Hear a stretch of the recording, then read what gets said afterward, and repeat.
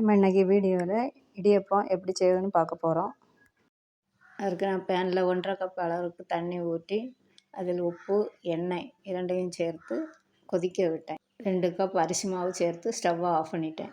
மாவை இடல்ல கிளறி இடியப்ப பதத்திற்கு நன்றாக பிசைந்து வைத்து கொண்டு அதை இடியப்ப அச்சில் போட்டு அதை இட்லி தட்டில் தேங்காய் துருவல் வைத்து அதில் இடியப்ப மாவை பிழிந்து இடியப்பமாக எடுத்து ஆவியில் வேக வைத்து எடுத்துக்கிட்டேன்.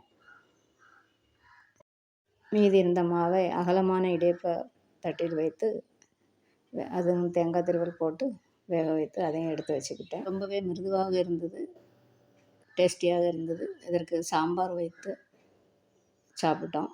ரொம்ப நல்லா இருந்தது. நீங்களும் செய்து பாருங்கள். செய்து பார்த்துட்டு எப்படி இருக்குதுன்னு கமெண்டில் சொல்லுங்கள். நம்ம சேனலை சப்ஸ்கிரைப் பண்ணுங்கள், லைக் பண்ணுங்கள், ஷேர் பண்ணுங்கள். நன்றி.